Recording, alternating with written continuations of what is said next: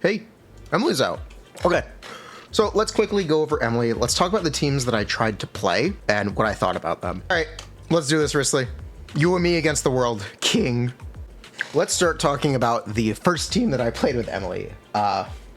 So I played a couple teams with Emilie. The first team that I wanted to try was cryo DPS characters with Emilie. So Risley and Xingqiu with Emilie. Thing that I immediately noticed, these teams still need Xiangling. There's really no beating around the bush. These teams, unfortunately, are still tied to Xiangling. There's no way around it.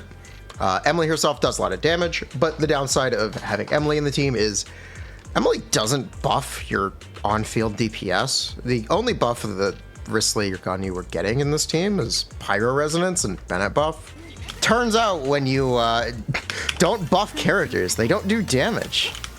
Do you know Risley is dependent on buffs to do damage? So it was actually really noticeable that we just weren't doing that much damage. And it was something that really disappointed me. To put it kind of bluntly, I was not happy.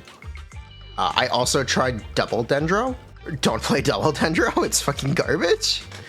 It's fucking... One, there's not enough fire up. Two, it doesn't work in multi-wave. Three, Nihida doesn't do damage. Yeah, don't play double Dendro burning with Bennett and a cryo DPS. That's not a great time. Regarding Xiangling, Emilie is good here. She just feels so whatever, which seems to be my general first impression. Emilie feels unnecessary. I do want to preface that statement by saying this has kind of been a trend for me lately. I haven't had very positive first impressions with new characters, essentially since Farina was the last character that I truly had a positive first impression with, even if I ended up liking the characters a lot more later. So I do want to preface that my first impression, while it may not be the most glowing positive review, don't take the negativity to mean that I hate her and I think she's worthless, because that is not necessarily true. One of the things that Emilie does very well is provide options for you to play teams that are competitive with their best in slot team member without taking that best in slot team member. So for the Risley case, Emilie is at least competitive with Farina here. If your Farina was C0, mine is not, so I don't necessarily have that context in practice, which is a failure on my behalf. I apologize, but you get the idea. Where in theory, Emilie is competitive with the best in slot party member, which can allow you to do something like, I don't know, people want to play Nivelette Farina on the second side. You can now do that without not being able to play Risley to the best of his ability. The other thing that I very quickly noticed is, while cryo felt like shit, it's just the worst thing ever. Burn vape. So just Ford vape for hydro characters. It's really good. Emilie does a lot of damage as an on-fielder with a Bennett buff. It's pretty fun to see big green numbers if you do something like a Farina Xiangling Bennett. But even beyond that, we can talk about Nivelette. You could do Nivelette, Xiangling, Emilie, Farina. This was not as consistent as using Nihida, in my opinion. I think I prefer this team with Nihida still. The argument in Emilie's favor is supposed to be that she functions in multi-wave. She really doesn't. You just get a Hydro Aura. It's multi-wave major failure. Even without Farina in the team, I was playing Zhongli, and we just weren't vaping. You will vape in multi-wave if you wait and possibly look for some good RNG. But if you're just continuing to blast, you're not going to notice Emilie being even better than Nihida at all, really. But she is higher damage on paper.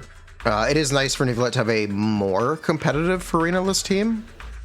I just don't necessarily think it's ideal, but hey, it does work.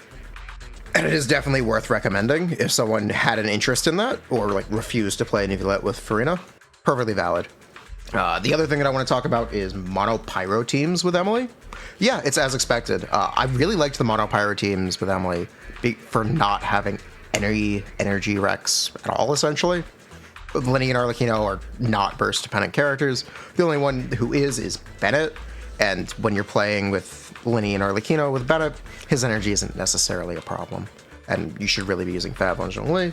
You could also use Kazuha instead of Zhongli. Just as good. You get the Kazuha grouping. You get some Emilie damage. It's nice.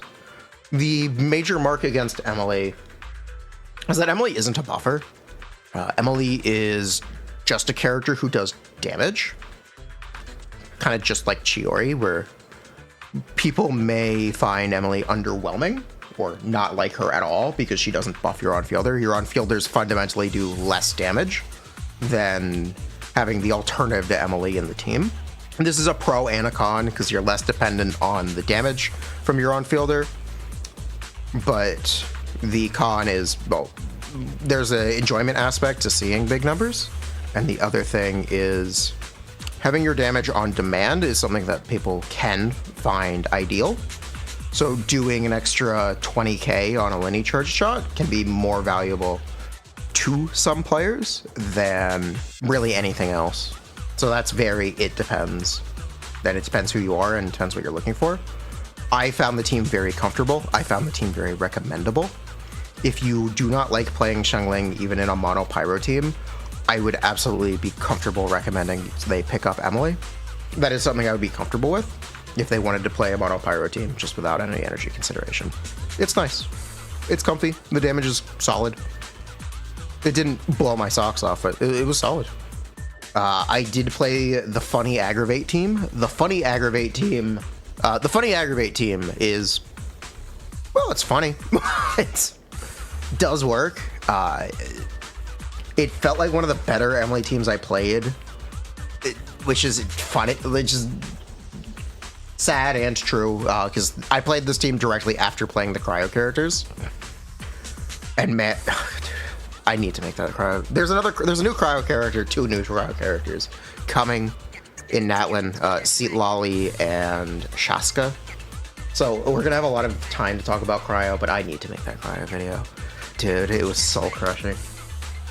It was a soul crushing experience to play Risley and Ganyu with Xiangling, Bennett, Emilie. It felt so bad. That is by far my biggest takeaway. Pulling Emilie to buff Risley really, really disappointed me. I was not happy with it. I guess worth mentioning, my Emilie is not on her 5-star weapon. Any of the Emilie gameplay that I did was with Deathmatch. My artifact set is this, shown. So I have 120 ER. My talent levels are 10-9 and C0. Quickly mention, Emilie has very good constellations. C1, C2 are both very good. Specifically C1, yada yada. Dendro Chiori. So yeah, the thing about Emilie is kind of what we were concerned about from the beginning. Because she's not a buffer, she's slotting into teams that people traditionally find bad. And because Emilie herself doesn't apply pyro, she's not replacing anything that you'd want replaced. Yeah, Nahida is something that could have been replaced, and a replacement is appreciated. A replacement who does damage is appreciated. But the real problem character is this. Xiangling has got to go. Like, she's so bad. Xiangling is such a problem. I can't state it enough, and it's gonna come up throughout all of 5.0. Xiangling is so bad. Xiangling is so in need of a replacement. It's such a problem. Not even talking about Bennett, just Xiangling. Xiangling is awful. Just this awful, awful character. But yeah, Emilie, she's chill. Feel free to pull her if you like her. She does solid damage. She does a lot of off-field damage. Emilie, I don't want to quote myself on, I don't want to quote this, but I think Emilie technically does do the most off-field damage of any possible character. The problem is just she's Dendro, so her team, and revolves around burning. So her teams are by default not seen or not very popular, quite niche, and starting out quite honestly bad. And Emilie is doing her best to elevate them. And she does that for the most part. Maybe not as much as I'd like, but she certainly does it. And my opinion could absolutely change over time. I do like that Emilie is competitive with a lot of characters best in slot supports. Even if she's not better or necessarily as good, the fact that she's competitive is more than enough. I talked to a bunch of people off stream or after stream. They said they all loved her and that I'm crazy for not liking her, so that's cool. It's funny to slot Deepwood into her teams. I did try running Deepwood Xiangling. I did notice the impact of it for Emilie's own damage, and I think it felt better than not having Deepwood in the team. More testing is necessary for that, but it is funny. And it will definitely be a thing with Kineek, the Dendro on-field DPS releasing in 5.0. Yeah, that's my actual first Emilie impression. It's not the most positive thing in the world, but it is what it is.